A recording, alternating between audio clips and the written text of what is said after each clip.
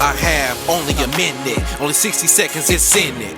Forced upon me, can't refuse it. Didn't seek it, didn't choose it. But it's up to me to use it. I'ma suffer if I lose it. Give account if I abuse it. Just a tiny little minute, but eternity's within it. Dr. Benjamin E. Mays, y'all.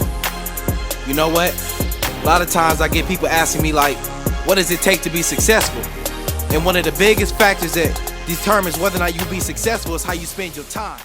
I get this in the best schools. I remember when I was about 12 years old, and this memory stands out with me like crazy. I played basketball, and my whole life we take this square on this duplex that we used to live in, and it was just tape, and we used to just throw the ball in the middle of the tape, and that meant you scored a goal. And when I was about 13 years old, my mom bought us this basketball court for Christmas. And I was so excited to have that basketball court, the kind that you put water in the base so it doesn't tip over. You guys know what I'm talking about? And I remember we had it for a couple weeks, and I came home one day from school, and my basketball court was turned down, and it was broken, and it was laying on the floor. And right next to us in the duplex, there were some adult men there. And I remember my mom tried to confront them, and they were yelling and getting all belligerent with her. I was like 12 years old. And I remember it so vividly because I wanted to fight them so bad, but I knew if I had tried to fight some grown men, it probably wouldn't end up well. And I remember when I turned 18, I went back to that duplex like years later to try to find them because I wanted to fight them. I remembered 6 years ago how they destroyed my basketball court because growing up, like, we didn't have a lot of money. I didn't even ask for things from my mom because I didn't want her to have to say, no, I can't get it for you. And that basketball court meant a lot to me, guys. And I'm sharing that story with you guys because I want you to understand that no matter what it is that you're going through, my experiences as a social worker, as an educator, working with DFACS has taught me that there's somebody in this room every night when you go home, somebody's yelling and abusing you verbally. There's somebody in here that when you go home, you can't be a kid because you're taking care of your younger siblings.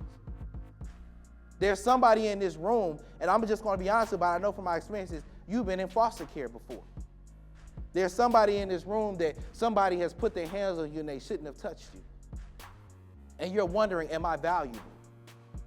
Am I going to be successful in my life? When I graduated high school, after all the things that I've been through, I was accepted into some 4-year colleges and some 2-year colleges. And I decided to go to the 2 years instead of the 4 years because the whole time I thought about when I got those acceptance letters, what makes you think you can go to college and be successful like those other students who had 2-parent households?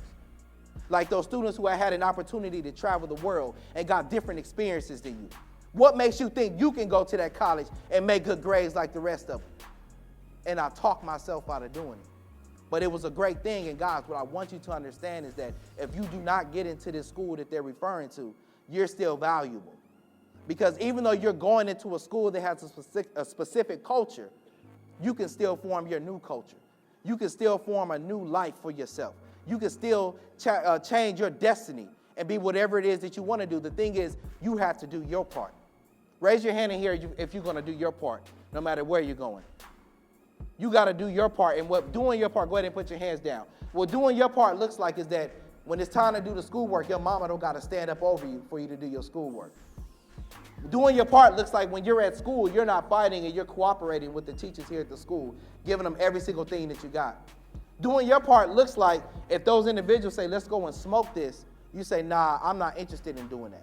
You're willing to do your part. You're willing to change the culture. You're willing to change your destiny. And you see, people often ask me, Phillips, why do you do all these different things? Like, you never seem to sit down and be still. If I'm not doing a video series and I'm somewhere speaking or I'm writing another book, it's like, why do you continue to do these things? And guys, I continue to do these things because I'm in competition with myself. I'm trying to figure out what does Mr. Phillips look like if I continue to grind and do what I'm supposed to do every single day.